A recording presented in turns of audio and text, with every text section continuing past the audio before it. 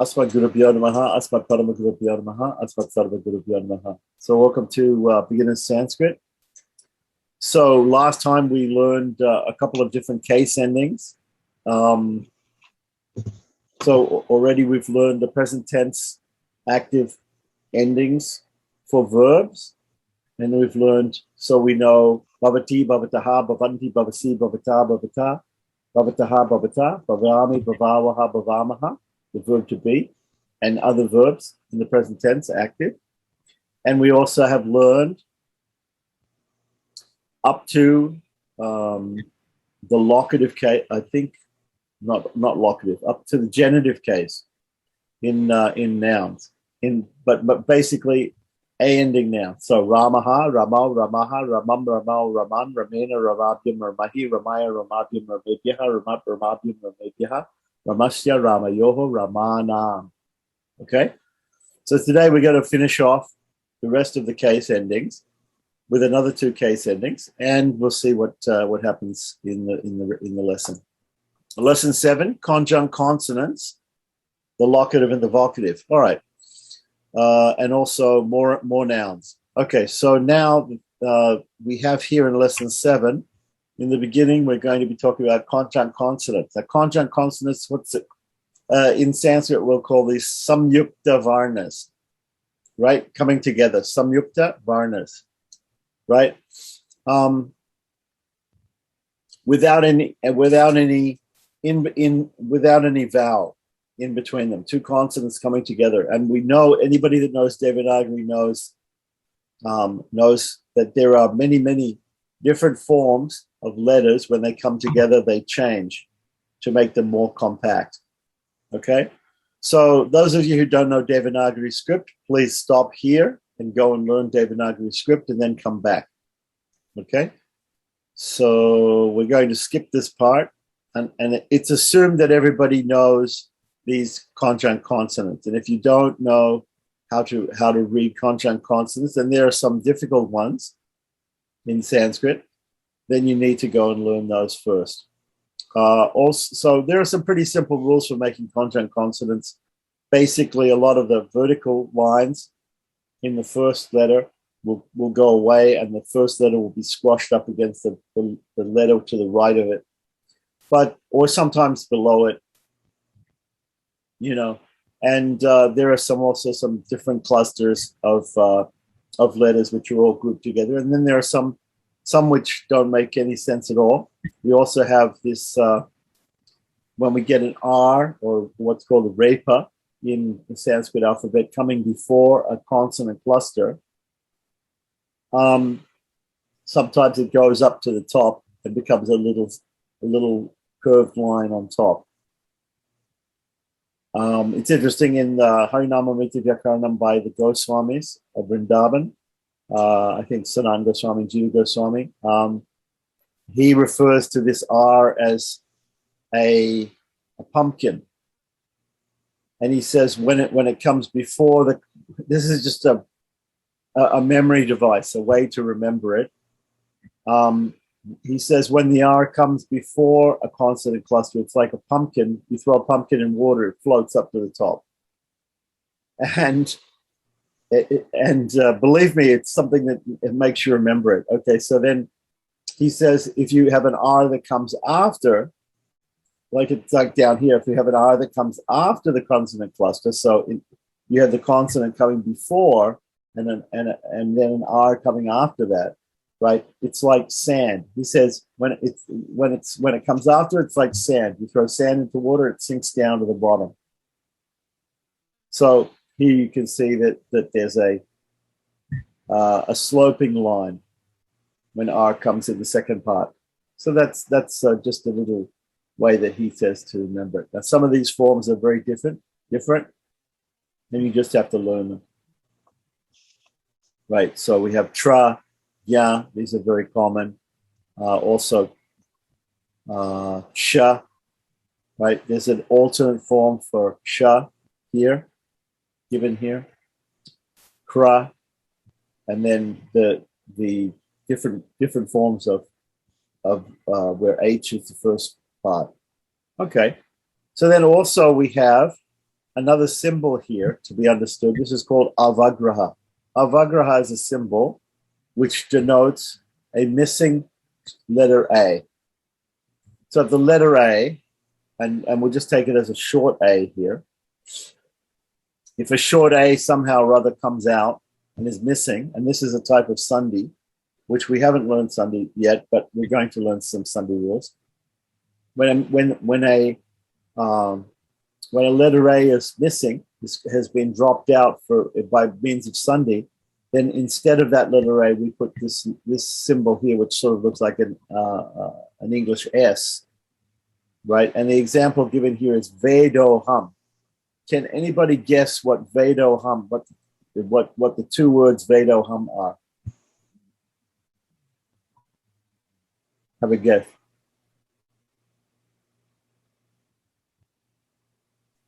Okay, so that they are in fact Vedaha, and Aham. Vedaha and Aham. So when a short A visarga at the end of a noun or a verb, at the end of a word, let's say, is followed in the next word directly by another short A, that short A visarga turns into an O, right? And the next word, short letter A, is dropped completely. The short letter A is dropped completely, and we put in avagraha. We put this little symbol here, and it becomes Vedo Hum. So Veda Aham with Sandhi becomes Vedo Hum. Okay. Now, he's going to also introduce this thing called a Dunder. What is a Dunder? A vertical line or Dunder is used as a period at the end of a sentence, right? So we can think of it as a period or a full stop at the end of a sentence, or we can also think of it, sometimes we think of a Dunder as a comma, and it's a breath mark, basically. It's a place where we take some breath. And sometimes we think of it as a comma, and we think of a double Dunder as a full stop or a period. So it says here, is used to mark the halfway part of a verse. So sometimes we'll see a verse, and sometimes we see a verse in 4 lines, or see a verse in 2 lines, 2 long lines or 4 shorter lines. So we can have verses in quarters or verses in halves. But in any case, at the end of 2 quarters or one half of a verse, there's usually a Dunder. And at the end of the full verse, there's a double Dunder. So it's also the mark of a half verse and a full verse. So 2 vertical lines mark the end of a paragraph or the end of a verse. For example, here we have Ramo Gachati. Ramo Gachati. So Ramo Gachati is in fact Ramaha, short A visarga, right? Ramaha Gachati. But because of Sandhi, it becomes Ramo Gachati. That was the same rule that I told you about up here. Vedo Aham. Veda Aham. Vedaha Aham becomes Vedoham. The difference here is that the second word doesn't start with an A, but in fact starts with a consonant G, but the G is a soft letter. So because it's a soft letter, it changes the visarga to an O, the short A visarga. Okay, so anyway, we haven't done Sandhi rules, so you're not expected to understand Sandhi rules at this point. They will come about naturally later on. You will understand Sandhi rules as we go along. So there are some other ways of forming certain letters, which you should be able to recognize. Now, I'm not sure whether you've seen this. The type of Sanskrit letter, the type of Devanagari letter on the left side, the left column, right, is what we call, maybe it's normally called Calcutta style, right? And it's seen many times in older editions of printed editions of books, which are normally printed either in Eastern India, in Northeastern India. And the other one is probably more familiar with you, the right column. But these are the same letters, right? So those of you who know Devanagari probably have learned the right-hand column, but you should also know that the left-hand column is also a possibility, right? And you might find some mixed texts also that mix and match these things. But in general, if you see one of the things in the left column, you're going to see all the different things. And in general, if you see one of the things in the right-hand column, you're going to see all that style will be the same throughout the book. Okay, so this is R, this is R, this is Ri, short Ri, this is long Ri, Ri. This is Ja, which is aspirated with more air, letter J, Ja, Ja, right? And this is, then we have, this is an interesting one. This is the cerebral N, like in Ganesha or Krishna, like that. So this is the one we normally see on the right-hand side, but this is also very common. Okay, so now let's continue on, and we have some grammar to learn. So remember, just to summarize again, we learned with nouns, we learned different vibhaktis for nouns. Vibhaktis means case endings. So there are different cases of the nouns. There are also different numbers of the nouns. So we have nominative, singular, dual, and plural, which is called pratama. We have accusative, singular, dual, and plural, which is called dvitiya, or second, right? We have instrumental, which is singular, dual, and plural. Then we have dative, singular, dual, plural. Then afterwards we have dative. Then we have ablative, right? Then we have genitive, right? So we have 6 cases that we know so far. So we call them 1, 2, 3, 4, 5, 6, like that. Yeah? So they're called in Sanskrit, Pratama, Dvitiya, Tritiya, Chaturthi, Panchami, Shasti. Okay? Now we're going to learn Saptami, the 7th one. And we're going to learn another one called Sambodhanam. Sambodhanam is also called Sambodhana Pratama because it very much looks like nominative. It looks like number 1. Okay, so these are the 2 last cases, right? So then we're finished, and we know all of the endings, all of the case endings for nouns in 3 times 8, right? 3 numbers and 8 cases. Nominative, accusative, genitive. Sorry, nominative, accusative, instrumental, dative, ablative, genitive, locative, and sambodhanam, which means vocative. Vocative has to do with voice, and it means when we speak someone's name, when we call out "oh person" or "oh horse" or "oh something," we call out that's when we use the vocative. The locative, as is exactly what it says, it has to do with location. So in, on, or at. So in, on, or at in front of the noun in English. So now we'll learn the locative and the vocative. So locative saptami and the vocative sambodhana, or sambodhana pratama can be also called. So he translates it here, sambodhana, as awakening or arousing. So just remember that if vocative is used when you want to speak to somebody or speak to something. The locative case is used to express location. The example is grame vasati. We know vasati means he dwells, he, she, or it dwells. Grame is the locative or saptami singular, right? So locative singular, also in Sanskrit known as saptami ekavachana. Remember, numbers are singular, dual, and plural. Singular is for 1, dual is for 2, specifically not for 1, not for more than 2, for 2.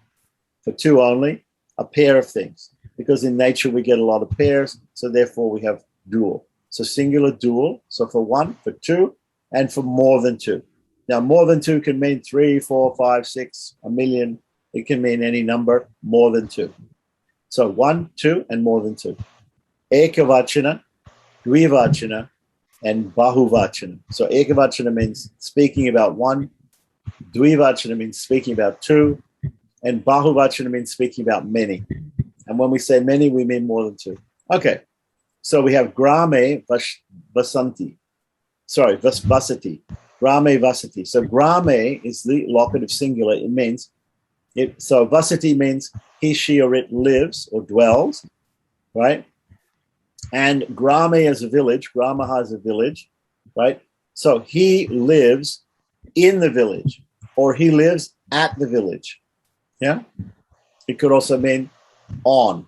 So the next example is translated as on. So we have gaje, which is just like grame, locative singular. Tishtati, we know tishtati means he stands, right? And these are the same with Sandhi, by the way. Okay, so gaje means is locative singular of elephant, right? So it means tishtati, he stands, right, on the elephant, right? Because it would be silly in English to say he stands in the elephant. Or it could mean he just stands at the elephant or next to the elephant, right? So it could be on the elephant or at the elephant. A little bit imprecise there. He could be on top of the elephant. He could be next to the elephant. But anyway, he's in the location of the elephant. That's why they use locative case. Just remember that. Okay, so that's locative. I think everybody's got the concept. Now, vocative, what does vocative mean? Vocative is used for address. The vocative often, but not always, begins a sentence. So that's an interesting aside.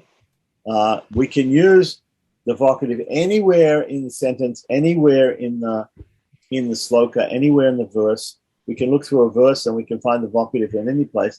But often it's possible that we have vocative in the beginning of the sentence because we're addressing somebody.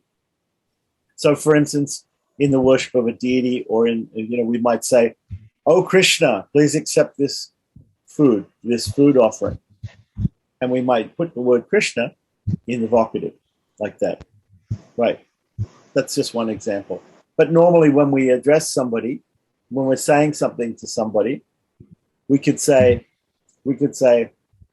"Oh boy, pick up the ball," right?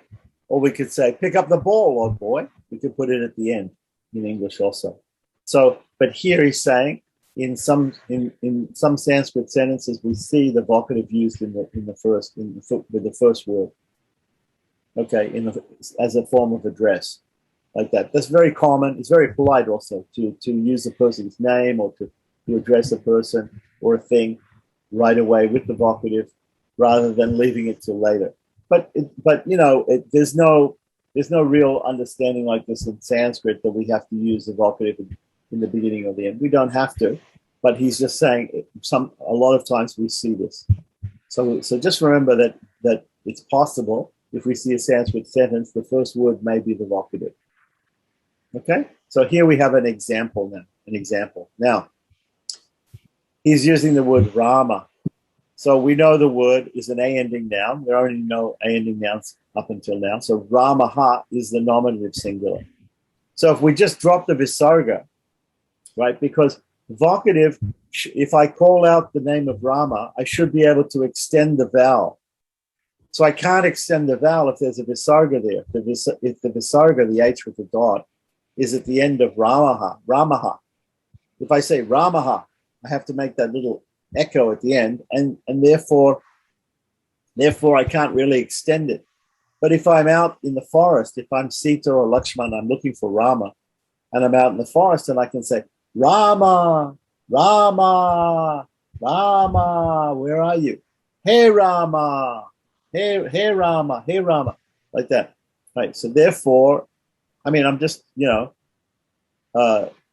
explaining this to you. It's not necessarily has anything to do with the grammar, but it's just, we don't see it is the sambodhana, especially the singular, is a little bit different from the nominative, right? The vocative is a little bit different from the nominative, in that the visarga is dropped in the singular. So, but in the dual and plural, it's exactly the same. So generally, the vocative is almost exactly the same as the nominative.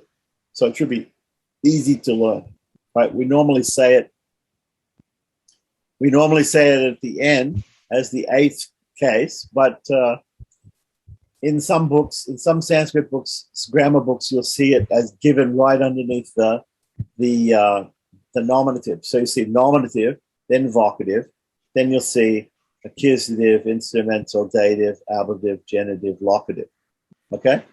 But the correct way, the way that it's normally said when people are learning Sanskrit and when they're reciting paradigms or examples of nouns, normally we say Pratama, Dutiya, Tritiya, Chaturthi, Panchami, Shasti, Saptami, and then Sambodhana. Okay, which you can think of as Astami as the eighth case. Okay, anyway, it's Sambodhana. So here, Rama means O Rama. Rama here means O Rama. Atra we know is an indeclinable. It means here.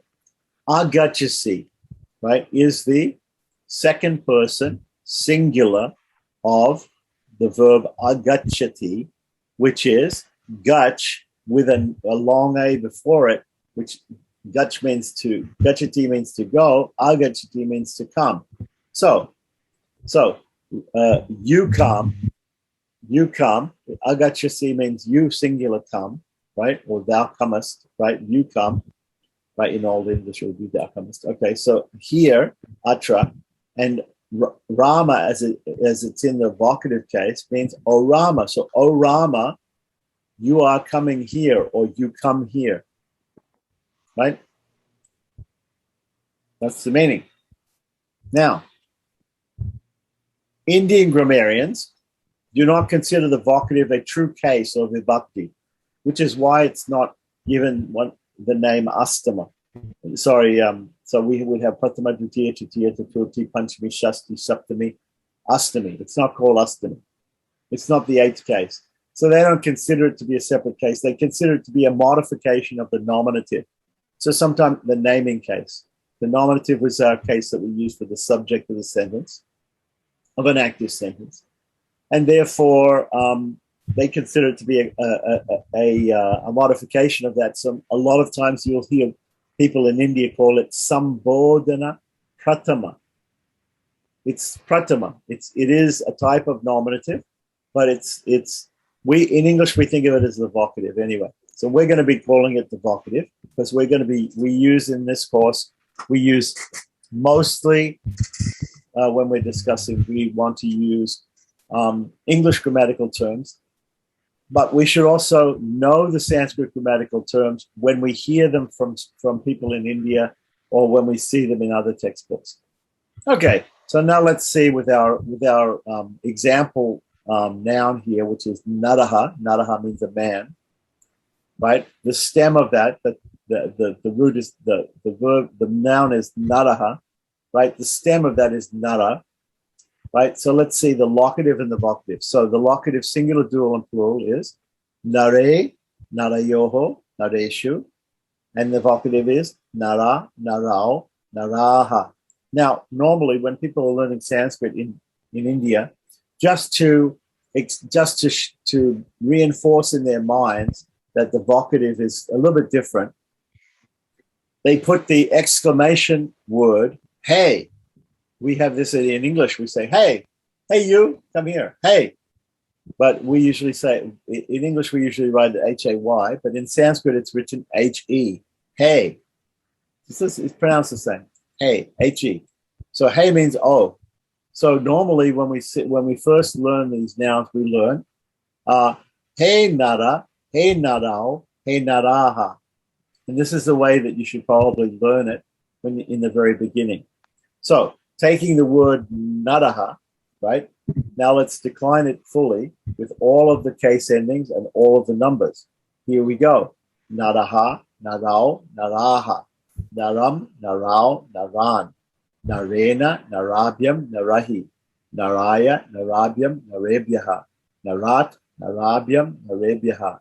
Narasya, narayoho, naranam. Nare, narayoho, nareshu. Right?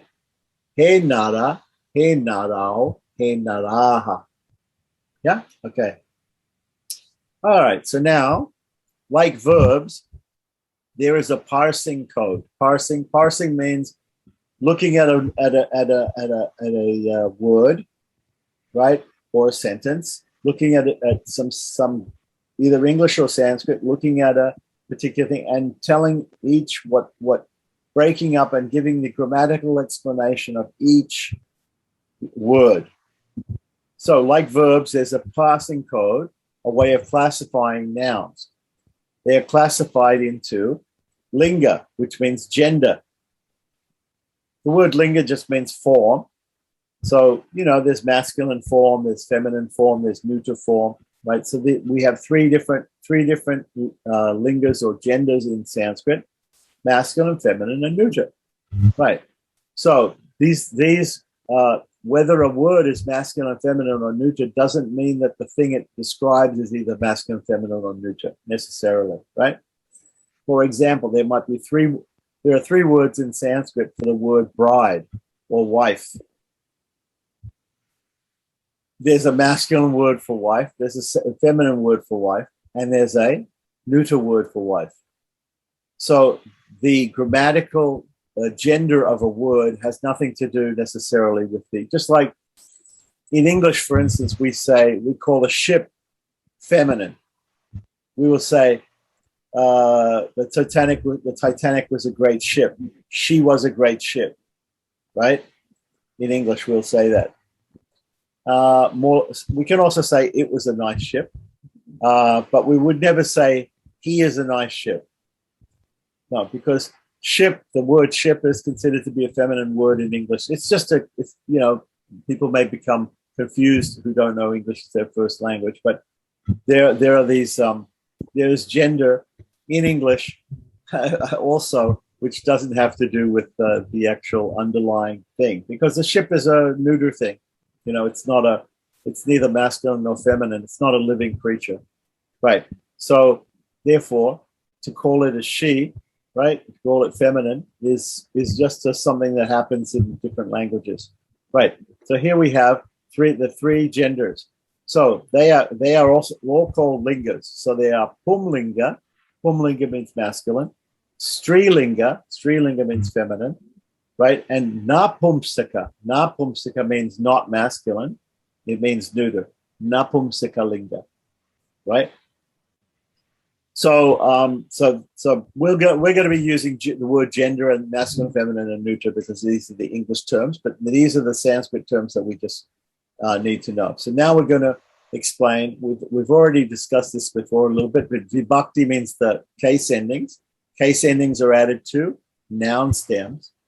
We don't call them case endings when the endings that are added to verbs are called something else. So specifically, when we add case endings to nouns, they're called vibhaktis. Yeah.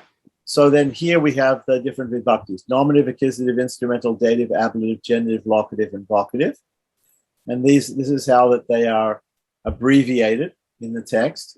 And in Sanskrit, they're called Pratama, Ditiya, Tritiya, Chaturthi, Panchami, Shashti, Saptami, Sambodhana. Okay. And then we have number. Number we have in with verbs and also with nouns, right? So it's common with verbs and nouns. So the number is called vachana. Vachana. Vachana has to do with the word vach, to speak, right? So, but anyway, just take vachana as meaning number in a grammatical sense. And we have three numbers. We have eka, dvi, and bahu, which I just described before. Singular, dual, and plural. And these are the abbreviations: sing, dual, and plural. Okay. So now the word naraha would be classified as masculine, nominative, singular. So normally when we see a word in a dictionary or we see a word in a word list, a vocabulary list, we'll see it in the nominative singular, a noun. And then we'll know how to add all the endings to it. So the case endings and the number endings to make it. Now we have 3 times 8. We have 24 different ways of 24 different endings to put to every noun. So the word naran. So he's just giving a couple of examples here of how to parse a word. We've already learned that, but we're going to learn it again here. Naraha is masculine, nominative, singular. Right? So far we've just learned masculine words, but we're going to learn other words too. So now we have naran can be classified as masculine, accusative, plural. So the parsing the parsing code would, in the first one would be mask, nom, sing, and mask, akis, ak, plural, like that. Anyway, so we just know that. All right. So now we have lesson 7, continuing on. There is an entire short A masculine. Here is an entire short A masculine declension. This is what I said just before. So we have naraha, narao, naraha, naram, narao, naran, narena, narabhyam, narahi, naraya, narabhyam, narebhyaha, narat, narabhyam, narebhyaha, narasya, narayoho, naranam, nare, narayoho, nareshu, he, nara, he, narao, he, naraha. Right? Or you can just say nara, narao, naraha. But normally people, when they're just learning, they say he nara, he narao, he naraha, and that reminds them that it is vocative. Now, down the left-hand side, we see in the left-hand column the explanation of nominative, accusative, etc. Nominative subject, accusative object. Instrumental means by, with, or by, with. Dative means for or to, when to means without motion towards. With, to can be expressed by the accusative case also, right? Motion towards is with the accusative case, right? So dative is for, right? For or to, when it's not motion towards. The ablative is from, means from. Genitive is possessive, so it means of. Locative means in, on, or at. Vocative means oh, such and such. So, and again, we see the asterisks here next to the instrumental singular and the genitive plural of nara, because the word nara contains a refa or a letter R, right? If it was ripa, it would contain a re. If it contains a re or an R before a dental N, that dental N changes to a cerebral N. So that's the reason why those asterisks are there. And it says here to see page 46, because other nouns which do not have an R or a vocalic re in them before the dental N, the dental N simply stays the same, like an gaja.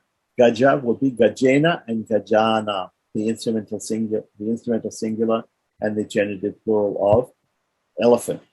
Yeah, so in that case, the N doesn't change. So now we have some vocabulary. Okay, so acharyaha. Acharyaha means teacher. Chandraha means moon. We have a root sign here, right? This is a square root sign, right? So the root sign shows that there's a verb here. So chint. Chint is the root, and the stem with the third person singular ending on it, present tense, is chintayati. Chintayati. Chintayati. He thinks. So chintayati, he thinks. Then we have pash. Pash, right? Actually, the root here, he's given the root here as pash. But you see here in the brackets here, he says drish is also considered to be the root. Okay, so most people consider drish to be the root. Somehow or other, drish becomes pash. So don't worry about that. I don't even understand how drish can become pash. But anyway, we should just remember with verbs, just remember the third person singular. That's the most important thing. Third person singular is the example or present tense, and that will tell us how to conjugate each verb. So pash or pashyati means he sees, to see. So pashyati means see. Right, then we have an indeclinable, vina. Vina means without. So it is used like saha. So it's the opposite of saha. So saha means with. And remember, we could use saha or we don't have to use saha. If we don't use saha, or even if we do use saha, we have to put the word, the noun that it applies to, in the instrumental case, right? Similarly, with vina, we put the noun that it applies to in the instrumental case. So with or without. Because remember up here it says the instrumental case means with. So the instrumental case used by itself means with, right? So we don't need to use saha.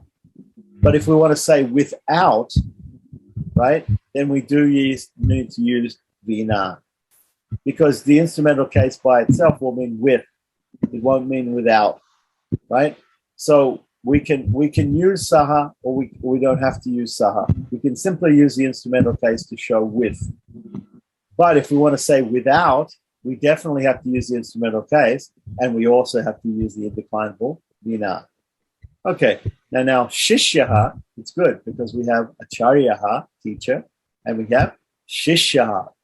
Shishyaha means student. And these are all, again, masculine nouns. So shishyaha means student, and then we have suryaha. Suryaha means the sun, right? It could also be the deity of the sun, Surya Narayana. So suryaha, Narayanaha. Okay, Surya, the sun.